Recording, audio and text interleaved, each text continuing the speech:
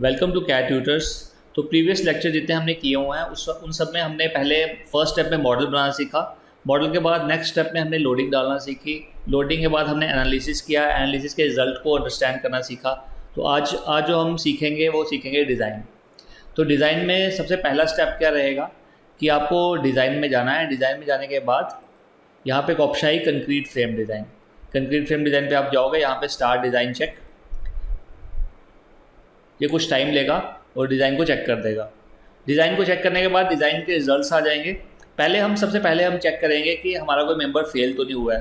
तो उसके लिए हमें क्या करना है, अगेन डिज़ाइन में ही जाना है, concrete frame design, verify all members past. अब ये लिखा है ऑल कंक्रीट मेंबर्स पास था डिज़ाइन चेक। तो इसका मतलब क्या है कि हमारे मेंबर सारे पास हो चुके हैं। तो अब इन रिजल्ट्स को हम अंडरस्टैंड करने की कोशिश करेंगे। जैसे हमने डिज़ाइन को कंप्लीट किया तो यहाँ पे कुछ वैल्यूज़ डिस्प्ले कर रहा है। तो पहले ना हम बीम को अंडरस्टैंड करते हैं, उसके बाद हम कॉलम पे जाएंगे।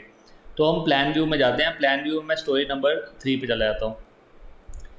यहाँ जो बीम है, बीम पे कुछ वैल्यूज़ लिखी हुई हैं। जो जो अपर वैल्यू है वो टॉप रेनफोर्समेंट है, जो बॉटम वैल्यू है वो बॉटम रेनफोर्समेंट है। अब इसे किया क्या एग्जैक्टली, इसने पूरे बीम को 3 सेक्शंस में डिवाइड कर दिया हुआ है। जो फर्स्ट सेक्शन में जो आपकी डिजायर्ड रेनफोर्समेंट है एट द टॉप वो 338 है, बॉटम 345 है। तो आप एक चीज़ नोटिस करेंगे कि जो टॉप रेनफोर्समेंट है वो मिडल में जाके उसकी वैल्यू कम हो जाती है। और बॉटम रेनफोर्समेंट में क्या होता है, बॉटम रेनफोर्समेंट में जो मिडल में आपकी वैल्यू बढ़ जाती है। ऐसा क्यों होता है, क्योंकि जब भी हमारा लोड डलेगा इस बीम के ऊपर तो मैक्सिमम जो बेंडिंग होगी वो एट द सेंटर होएगी।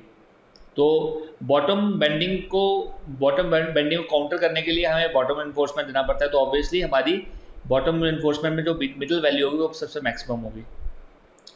और जो नेगेटिव बेंडिंग मोमेंट होता है वो हमेशा साइड सपोर्ट्स पे होता है। तो साइड सपोर्ट्स पे हमारी जो टॉप रेनफोर्समेंट की वैल्यू ज़्यादा होगी और मिडिल में हमारी वैल्यू कम होगी। अब इन वैल्यूज़ को यूज़ करके भी हम चाहें तो अपना डिटेलिंग निकाल सकते हैं। मतलब हमें कितना डिज़ायर्ड स्टील चाहिए तो वो हम खुद से कैलकुलेट कर सकते हैं, जो सॉफ्टवेयर की हेल्प भी ले सकते हैं। इन वैल्यूज़ को अच्छे से अंडरस्टैंड करने से पहले हम इसकी बीम की एक ड्राइंग देख लेते हैं। तो मैंने बीम की यहाँ पे ड्राइंग ओपन की। यहाँ पे साइड में जो है ये कॉलम्स हैं और यहाँ पे आपका बीम डिस्प्ले हो रहा है। अब बीम को अगर आप ध्यान से देखोगे तो यहाँ पे आपका जो टॉप पे जो रेनफोर्समेंट है वो टॉप रेनफोर्समेंट है, बॉटम में जो रेनफोर्समेंट है वो बॉटम रेनफोर्समेंट है। अब टॉप में भी आपका मेन बार होती है और एक्स्ट्रा बार्स होती हैं। अब टॉप में आपकी जो मेन बार है वो क्या है, 20 डायमीटर के रीबार्स हैं। और आपने extra rebars for extra reinforcement के लिए जो एक्स्ट्रा बार दी हुई है वो आपने दी है 20 की 3। ठीक है। सिमिलरली हमने बॉटम में रेनफोर्समेंट प्रोवाइड की हुई है। बॉटम में भी 3 आपके 20 के रीबार्स हैं और जो एक्स्ट्रा रेनफोर्समेंट दिया है वो मिडल में दी हुई है। मैंने आपको पहले एक्सप्लेन किया था कि अगर टॉप में आपको रेनफोर्समेंट जो चाहिए होती है, एक्स्ट्रा रेनफोर्समेंट चाहिए होती है, तो हम मेन बार्स के अलावा कुछ एक्स्ट्रा रीबार्स देते हैं, वो हमेशा साइड में आएंगी। क्योंकि आपकी डिज़ायर्ड रेनफोर्समेंट टॉप में हमेशा साइड में होती है और बॉटम में अगर चाहिए होती है तो मेनली आपकी सेंटर में होएगी। तो इसके 2 सेक्शंस भी कट किए हुए हैं, ए सेक्शन और बी सेक्शन। इन सेक्शंस को भी देख लेते हैं। तो सेक्शन ए पे मैं क्लिक करता हूँ। यहाँ पे देखो आप, यहाँ पे टॉप में एक्स्ट्रा रीबार्स आपके दिए हुए हैं फॉर एक्स्ट्रा रेनफोर्समेंट में। तो वापस एलिवेशन देखते हैं। अब ये बॉटम से मिडल से हमने कट किया हुआ है सेक्शन बी। तो यहाँ पे आप देखोगे तो यहाँ पे आपके बॉटम में रेनफोर्समेंट आपकी एक्स्ट्रा प्रोवाइड की हुई है। तो इस एलिवेशन को अगर आप ध्यान से देखोगे, ये जो ऊपर वाली बार होती है ना, इसको मेन बार कहते हैं और जो इसको एक्स्ट्रा रीबार्स कहते हैं। ठीक है। इसमें जोन्स के तरह भी हम डिवाइड कर सकते हैं, वो हम लेटर ऑन देखेंगे। अब इसको थोड़ा सा और अच्छे से देखने के लिए ना हम इसका एक 3D व्यू देख लेते हैं। तो मैंने इस तरह 3D व्यू ओपन कर दिया। अब आप अच्छे से अंडरस्टैंड कर पाएंगे कि कैसा बीम का डिज़ाइन दिखता है। ठीक है। ये जो आपको रिंग्स दिख रहे हैं स्टीरअप्स हैं हमारे। अब जो नंबर ऑफ रीबार्स है वो इन वैल्यूज से हम कैलकुलेट करते हैं। जो ये वैल्यूज दी हुई हैं इनसे हम कैलकुलेट करते हैं। इसके लिए हम एक्सेल शीट की हेल्प ले सकते हैं। अभी ना वैल्यूज जो आपको दिखा रहा है वो आपकी वैल्यूज mm स्क्वायर में दिखा रहा है।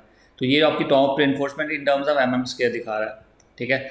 अगर आप display in terms of percentage करना है तो परसेंटेज में भी कर सकते हो। तो कैसे करेंगे परसेंटेज में, अगर आप देखना चाहो तो आप डिज़ाइन में जाओगे, कंक्रीट फ्रेम डिज़ाइन, यहाँ पे एक ऑप्शन आएगी डिस्प्ले डिज़ाइन इन्फॉर्मेशन, इस पर आपने क्लिक करना है।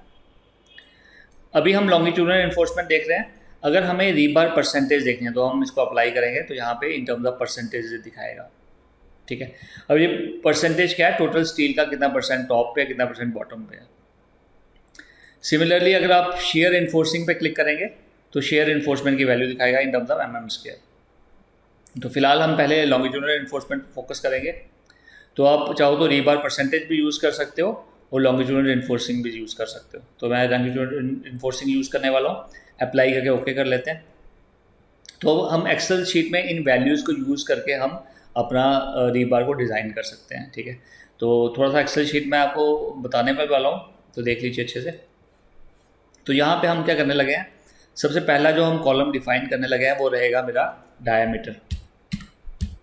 डायमीटर ऑफ रीबार, ठीक है।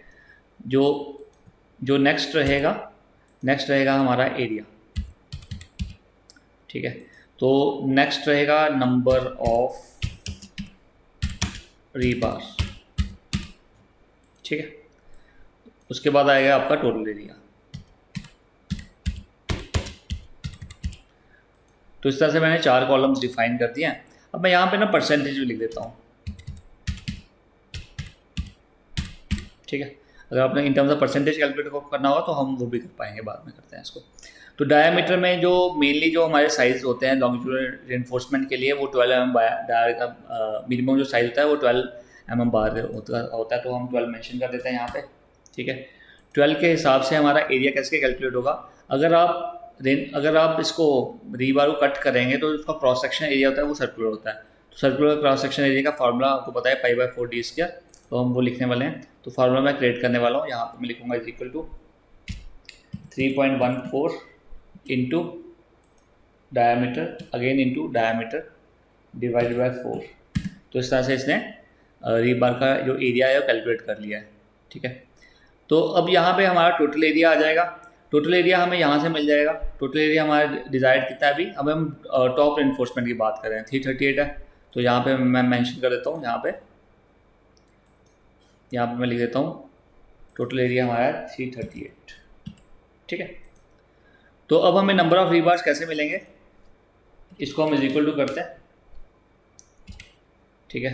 तो total area divided by area of 1 bar enter करेंगे तो ऑलमोस्ट हमारे 3 रीबार्स लगेंगे। तो हमारा ये मतलब हमारा टॉप इन्फोर्समेंट सेटिस्फाइड हो जाए।